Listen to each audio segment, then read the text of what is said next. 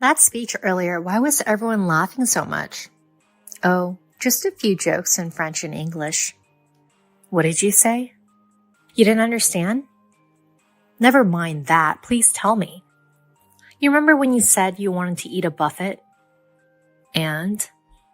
You wanted to say buffet in English, right? But it's not buffet, it's buffet. Huh? Buffet means abuse, so you proudly said you wanted to eat abuse. I said, I'm counting on this newcomer who throws such a black joke. I am Natalie Smith. My husband Frederick and I have 2 children, both of whom are adults and live with us. I work part-time at the headquarters of a major corporation. This company has branches overseas, and employees from various nationalities work there. So not only Japanese, but also many other languages are spoken in the office. I used to work as a full-time employee at this company, but I requested early retirement due to my husband's retirement. However, I was asked to stay on as a part-time worker with a more flexible schedule, so I'm currently still working for the company. At first, I accepted the proposal and decided to work part-time, but in reality, there's not much difference in working hours compared to when I was a full-time employee.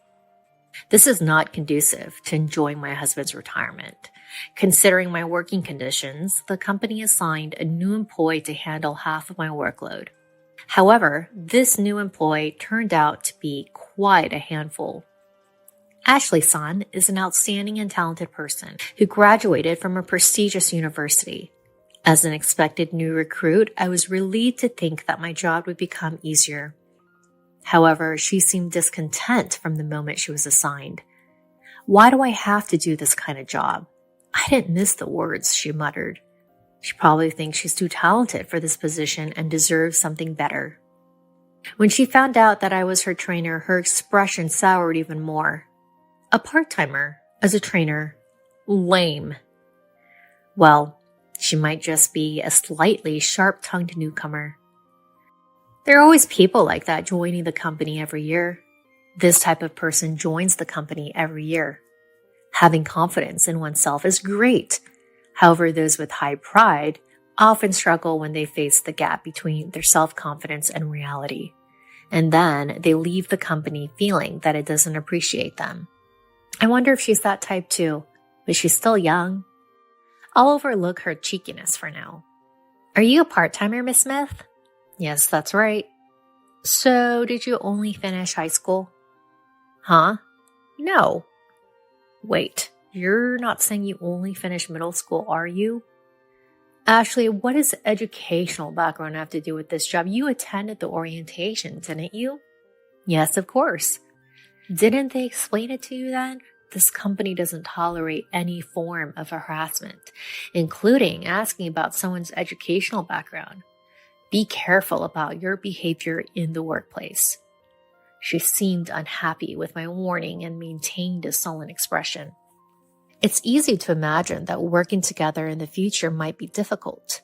Hiding your educational background. Well, I can pretty much tell. She seems to be unable to feel satisfied unless she speaks out her thoughts. Since you are assigned here to help me with my work, please make sure to learn it properly. She remained silent with a sharp expression on her face. Understood. Yes. She sat next to me and started chatting away without even doing any work.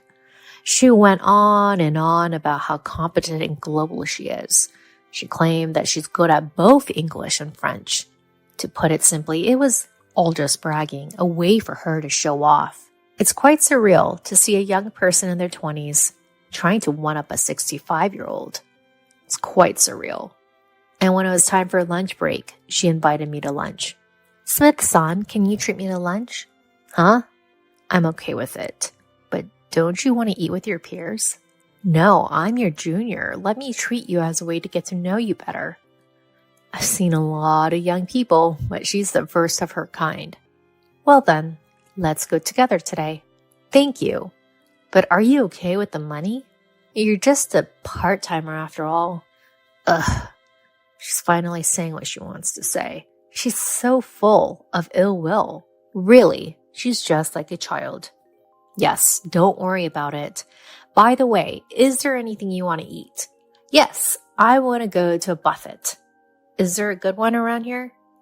What are you talking about? Her statement made the entire office freeze. However, she seemed completely confident despite her obvious misunderstanding.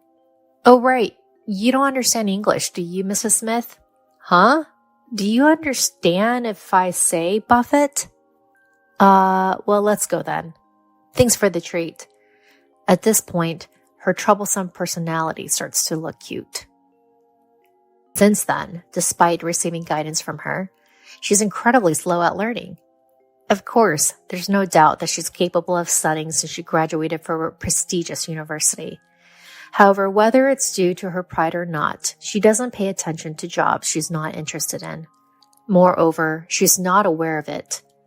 Everyone around her adjusts to her level and speaks Japanese. She's attended countless meetings so far, but it seems she doesn't understand the language and the conversation falls apart. She has absolute confidence in herself. Therefore, she probably doesn't even notice that people around her are being considerate. Ashley, the numbers on this document are wrong. Fix them right away. This repeats every day. With this, my workload will never decrease. It just keeps increasing. Well, if you found the mistake, why don't you fix it, Mrs. Smith? I'm not good at Japanese. Oh, really? Don't worry. This isn't a matter of Japanese or not. It's just numbers. Fix it quickly and submit it. I see her scowling face every day. I've become so used to it that I don't feel anything when I see that face. Ugh, what a hassle. I can hear you. Just do it. Then she stares at my face.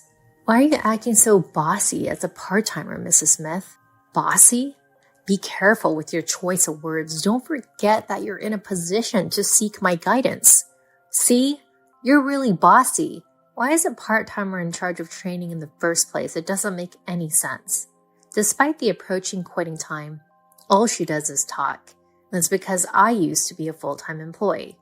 Huh? So you got demoted?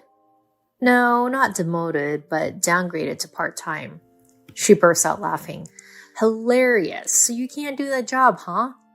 Honestly, she's so narrow-minded.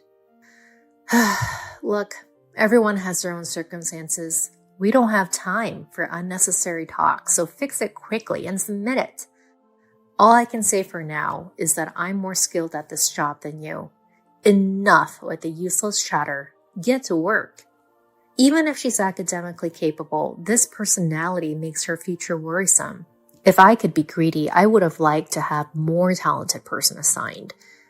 Well, I'm not in a position to interfere with the company's decision. They assigned her to reduce my workload. I'm very grateful for that sentiment, but it's a rocky road ahead. I was under a lot of stress, but I endured it and faced her. However, she was the same. It seemed like she had her own stress built up. And to vent that stress, she took an outrageous action. There's a certain daily routine in this company. It's a morning meeting where one employee gives a speech. Of course, since this is a multinational gathering, the speeches are in various languages.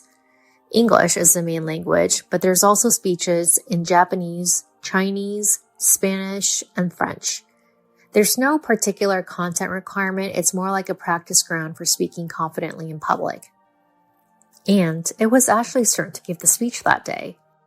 She boldly stepped forward and started speaking in her proud French. But let's overlook the fact that her conversation was still quite clumsy since she's still a newcomer. The surrounding employees also directed gentle gazes at her. Then midway throughout her speech, she started introducing me. As a part-time job senior, she's been very helpful to her. That's why she wants to introduce me at this event. She wants to learn from my excellent part-time job senior speech. However, the face of the person who invited me was not just grinning, but very distorted. I see. She probably thinks that I downgraded to a part-time job, as she put it, could not possibly give a speech. Please give your speech in French, senior. The face of the girl whispering in my ear was very ugly. Am I, a 65-year-old woman, going to compete with a young whippersnapper in her 20s? As I started my speech in French, her eyes widened and she stood there with her mouth open. Of course, That's to be expected. I was stationed in Paris for 8 years, so there's no way I can't speak French. I still have high hopes for her growth as a newcomer. She's very humorous. She joked about wanting to eat a baguette a while ago. She gave me the opportunity to correct her in my mind, saying, "It's buffet, not baguette." I'm happy to be the mentor of such an interesting girl. Please take care of the two of us from now on. As I made that speech, the employees laughed out loud. Good, I managed to include some humor in my speech. My sense of humor isn't dead yet. However, while everyone was laughing, Ashley was still standing there, dumbfounded. Maybe it didn't get through to her? After the morning meeting ended and we sat down, she asked me, "What did you say earlier?" "Huh? Your speech earlier. Why did everyone laugh so much?" "Oh, I just included a few jokes in French and English." "What did you say? You didn't understand?" "Just tell me, please."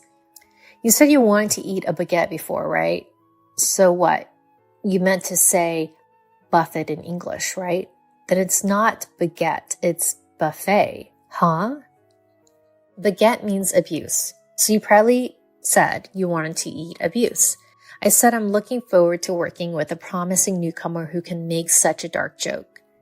Then she turned red and teary-eyed. "You were the one who said you wanted to give me a speech. Why are you making that face?" Because this is a company. Watch your tone. I don't think someone downgraded to part-time could speak fluent French. Oh, were you trying to make me look foolish? Well, that was expected. There's no such thing as everyone following the same path in life. I have my own journey that I've walked. You're not my family, so you wouldn't know what kind of path I've taken, right? You don't know that I was stationed in Paris or San Francisco. Stop judging people based on what's in front of you right now. You'll end up being embarrassed. She doesn't say anything, looking down. If you were able to join this company, it means you've worked hard setting up until now, right? Be careful not to waste your efforts with your actions. Are you trying to one-up to me? It's annoying. You think you know everything, that you're so knowledgeable. Annoying. I think your strong competitive spirit is one of your good points. The moment you think you know everything, you're actually ignorant. There are so many things to learn in the world. Even at 65 years old, there's an infinite amount of learning to do. Every day is a day of study. You should also look to new things and grow without being complacent with your current self. She doesn't say anything back. And since then, she never opposed me again. When her mistakes are pointed out, she still shows a sulky expression, but she honestly fixes them and resubmits.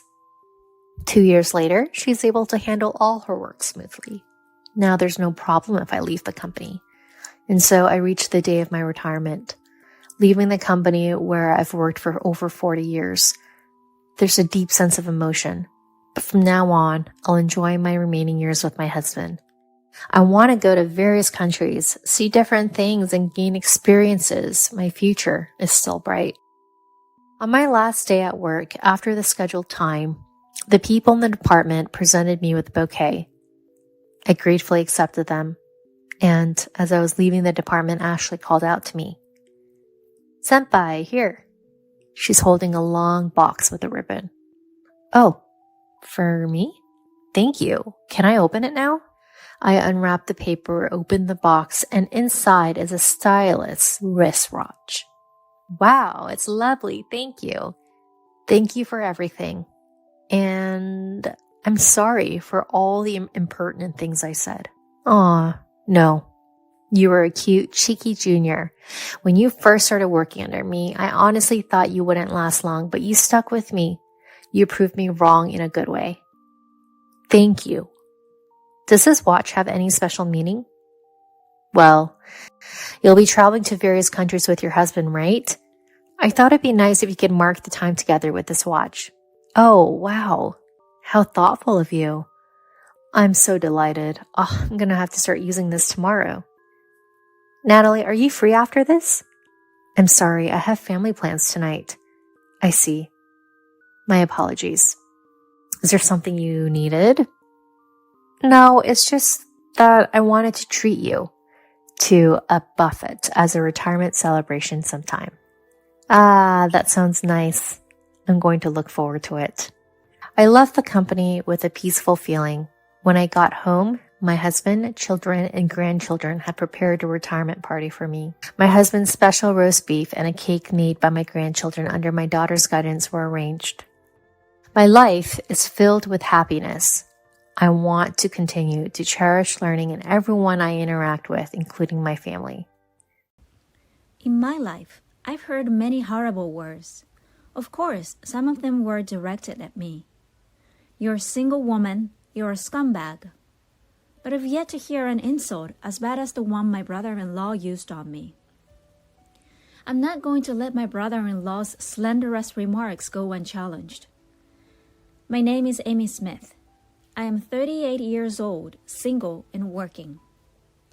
Why do I have a brother-in-law when I'm not married? That's because I'm engaged.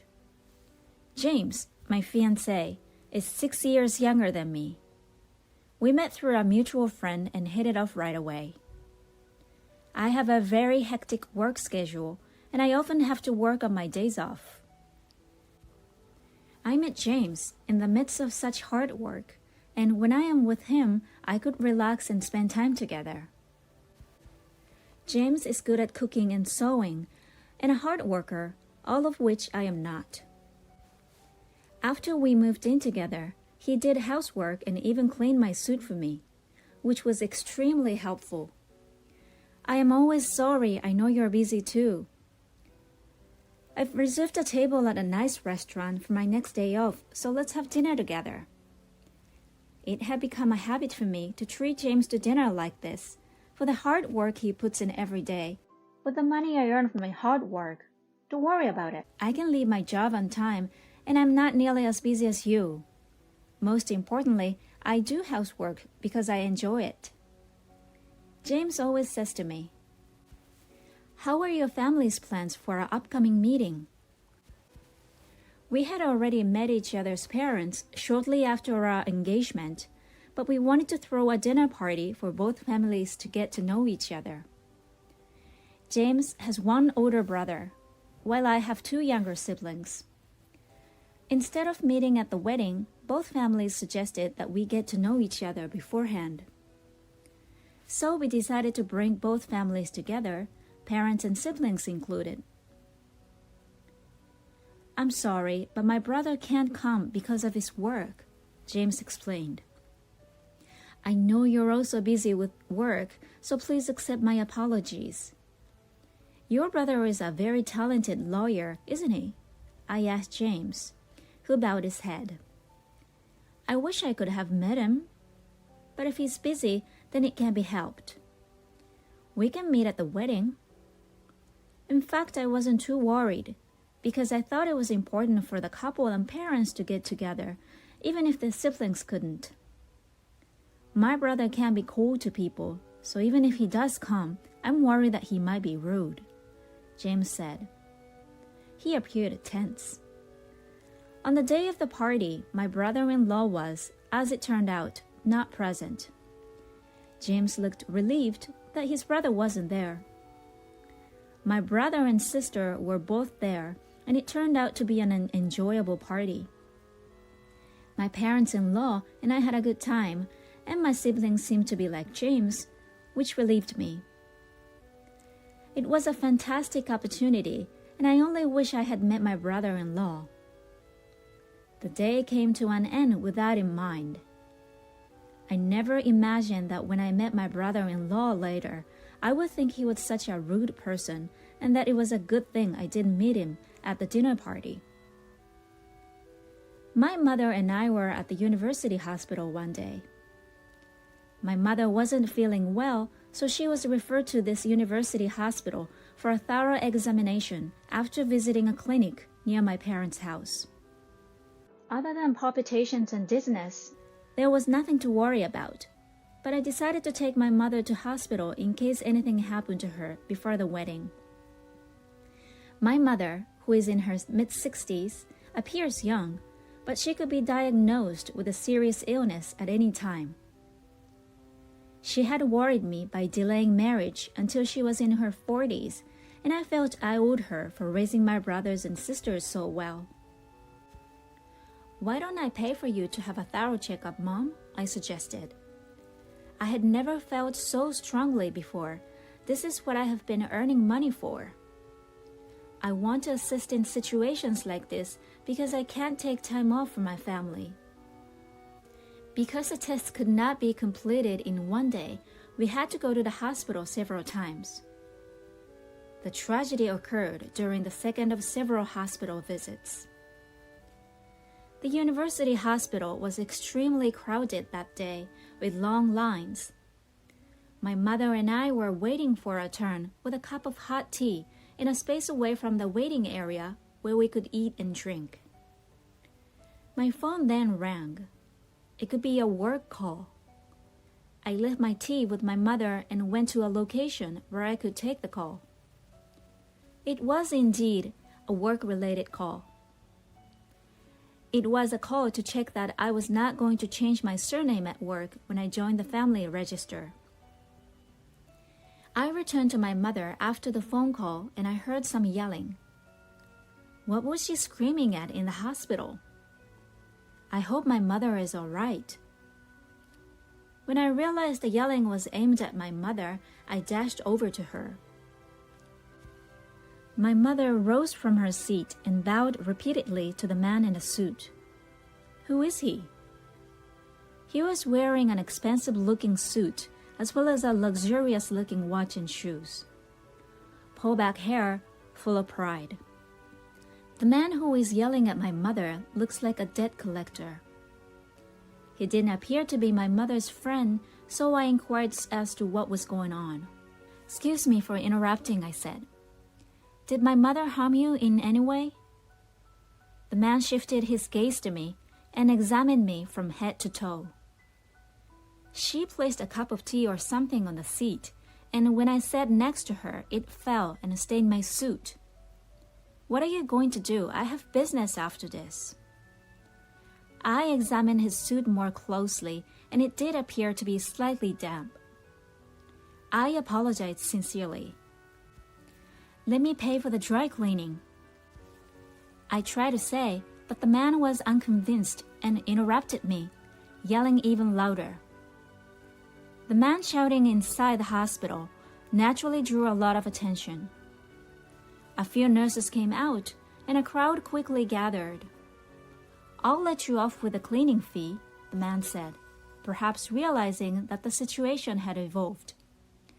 "Do you have any contact details?" "How can I contact you?" he inquired. "Oh no, I didn't have my business card. I always have on hand on days like this." A security guard called out to me. "Are you all right? Is everything in order? Is there a problem?" The gentleman clicked his tongue and tossed his business card at my feet. "Make sure you call me," he said. "There's no point in fleeing. I have a close relationship with this hospital, and I'm sure they will share your information with me." What on earth is going on? My mother and I are both sorry. I tried to fight back, but he took one look at my hand and said, "You're single at your age?" Women are said to have an expiration date, but you're not only expired, you're unsold industrial waste. You're like raw garbage, a single woman. He was rude once more. As I was about to respond to the insult directed not only at me, but at my mother, the man took off running to avoid being pursued by the security guard. What's up with that impolite demeanor? I'm furious. My gut was churning with disappointment over not being able to protect my mother and the rude man's comment. I bowed lightly to onlookers and security guards who had rushed to the scene out of concern and picked up the business card that had fallen at my feet. I was curious as to who the jerk was. I was perplexed as I read the name and title. So that's what all of this was about. I canceled the checkup and returned home, prioritizing my mother's mental health care. I'll never forget that guy. I'm sure I'll make him regret his rant against me and my mother. I went to the courthouse about a week later. Of course, it wouldn't be like in America, going to court over a stain on a suit. I saw a man I recognized walking toward me from the end of the main hall as I moved through the familiar halls, my heels clacking on the floor. I knew it. What should I say to him? I wondered. As I was thinking, he looked up at me as I passed him and said, "You're the trashy single woman from the other day, aren't you? You've got to be kidding me. What exactly are you doing here? This isn't the place for you." Yes, this is the same man who assaulted my mother and me the day before. I wanted to say something harsh to him right now, but I have an evil side to me.